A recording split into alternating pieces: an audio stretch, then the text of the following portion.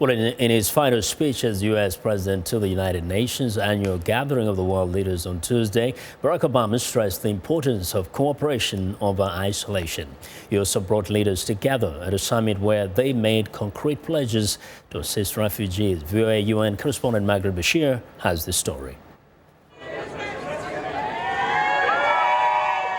President Obama arrived late for his final UN General Assembly speech.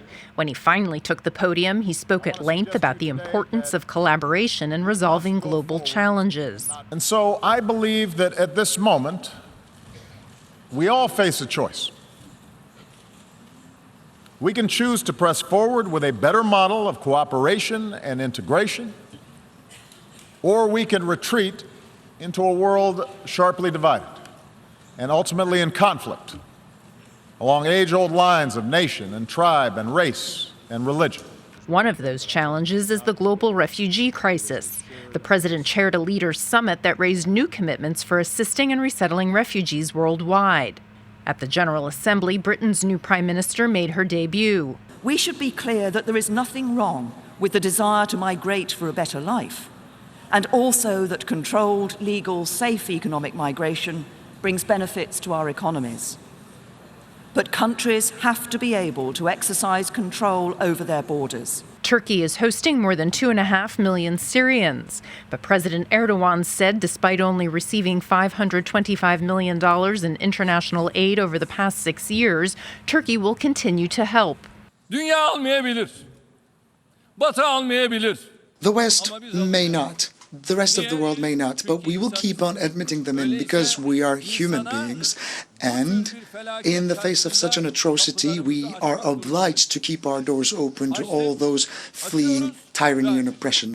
Meanwhile, UN Secretary General Ban Ki-moon blasted the Assad regime and countries fueling the conflict in Syria. Many groups have killed many innocents, but none more so than the government of Syria, which continues to barrel bomb neighborhoods and systematically torture thousands of detainees. Powerful patrons that keep feeding the war machine also have blood on their hands. In between meetings, leaders also had an opportunity to talk informally at the annual Heads of State luncheon.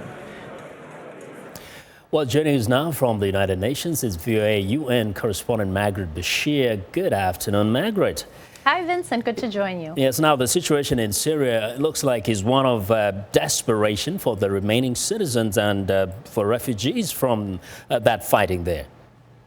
Well, I mean, that's not new. We know it's been a very bad situation in Syria for a long time, and it was really front and center today in the UN Security Council, where U.S. Secretary of State John Kerry really rocked the room with quite an address. He spoke mainly off the cuff, no prepared remarks, for about 25 minutes, and he said the warplanes need to stop over parts of Syria so that we stop having incidents where people say they did things and didn't do things. And he said this is the only way we're going to get this cessation of hostilities that Russia and the U.S. agreed about 2 weeks ago. The only way we're going to get it back on track and salvage it, because it is in tatters right now. And you could see really strong words. You could see him pointing fingers.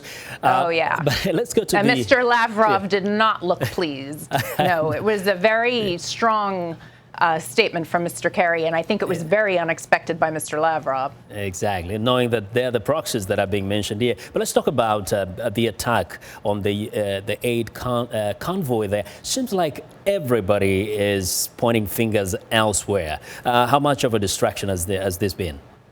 Yeah, it's been a very big distraction, but Secretary General Ban Ki-moon said today he's looking at options for investigating it as well, setting up some sort of impartial investigation mechanism for it.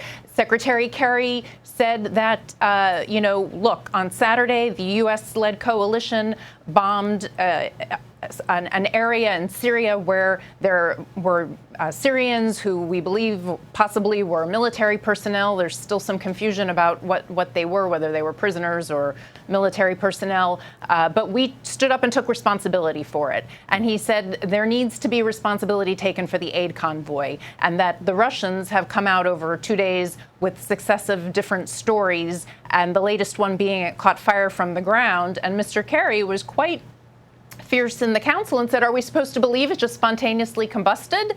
I mean, he was really mad. And he said that we need to have responsibility. People need to take responsibility so that there is credibility for this process. Very quickly, we know that some of this have been said in private. Being said at the UN, does it make a big difference?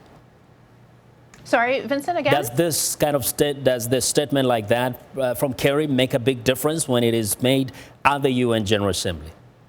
Well, it was made in the Security Council on the sidelines. But I mean, it was made in a very public forum, and he made it quite clear that the U.S. is frustrated with Russia. And I think that was the big message, that we're very frustrated. So we're going to have to see if this can be salvaged. Yeah. Well, I agree. Thank you very much. We'll stay with you, of course, tomorrow. You tell us some more, right? Thank you, Vincent. Thank you.